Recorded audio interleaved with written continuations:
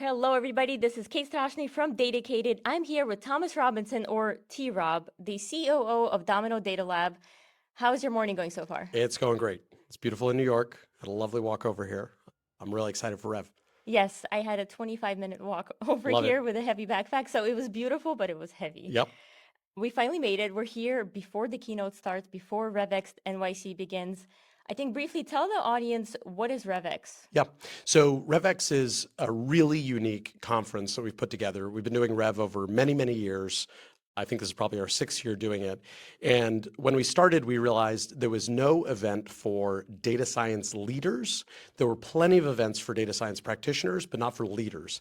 And so we built content over the years that focuses on things like management, recruitment, strategy. So not just applying technology, but how to think about your role more broadly. And it's been really well received by a lot of our attendees. And today it's an financial services focus, Yep. right? And I know you have other events coming up like Yep. life sciences in Philly on May 20th. Mhm. So why the focus on financial services and life sciences? So it really reflects our focus as a business on the customers we serve. So our largest verticals that we serve are financial services, banking, insurance, life sciences, many large pharma and biotech research companies. And then we focus a lot on defense as well. And so, defense is a little harder to do, but when we're here in New York, we want to focus on financial services. It also allows us to tailor the agenda because we've gotten so advanced with data science that now folks need to think about the uniqueness of their industry. And so having a bunch of like-minded people in specific industry talking about those topics is really powerful.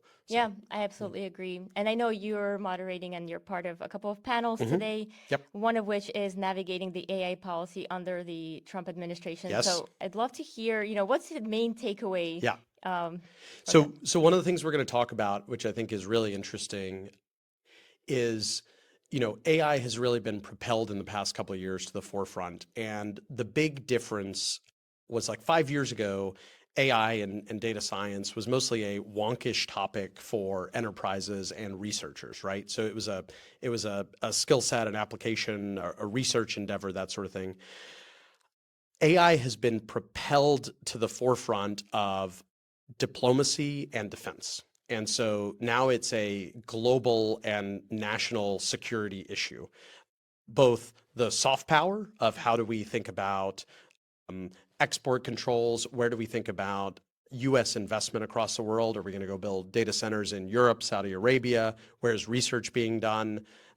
What are we sharing with allies? So there's a soft power element. And then also when it comes to actually deploying AI in weapon systems and AI for the warfighter, what's become increasingly clear from the Ukraine conflict and the saber rattling out of China is that AI is going to need to play a significant part, and those countries are advancing, and we need to keep up the pace as well. Yeah, I agree with that.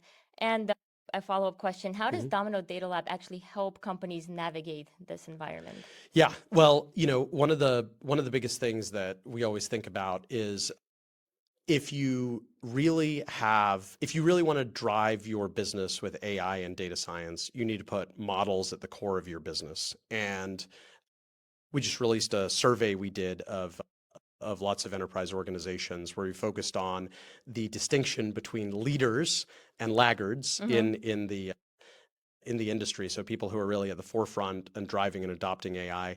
And so what we help leaders do is we help them deploy AI much more rapidly and also manage risk at the same time. So Mm-hmm. this very careful dynamic of time to value, but also building trust into the system so that you can run a bank Right. AI system, with our platform. You can build target recognition models for the warfighter with our system. Those are the types of AI that require deep research and rapid advancement, but also trust inherently built in. And so we build a platform that helps accelerate that for enterprises. Yeah, in those situations, you can't have hallucinations. You can't. Exactly. Yeah, when you're Exactly. creating cat pictures that look Totally. funny, that's Totally fine. fine. Yep, exactly. We'll Totally actually fine. take it. We want some of that creativity, but Exactly.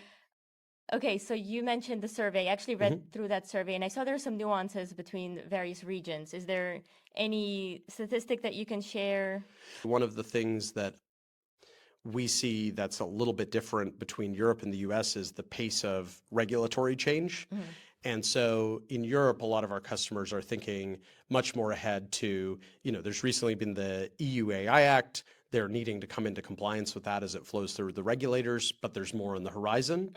Obviously, in the US, we sort of went from the Biden executive order on AI and a lot of push for responsible AI, careful, and now we're in a different regime. And so, there's a big difference between Europe and the US in reacting to that. But honestly, many of our customers are multinationals, and so they're beholden to what's going on The in Europe. strictest one, Yeah, right? exactly. That's usually the case. If my audience wants to get a copy of that, where can they go? They can go to domino.ai and we'll feature it prominently, and you should be able to find it really quickly and download it. Okay, amazing. And I'll make sure to include that link in the post as well. Well, T-Rob, thank you so much for your time here today. Thank you, Kate. Cheers. Appreciate it. Cheers.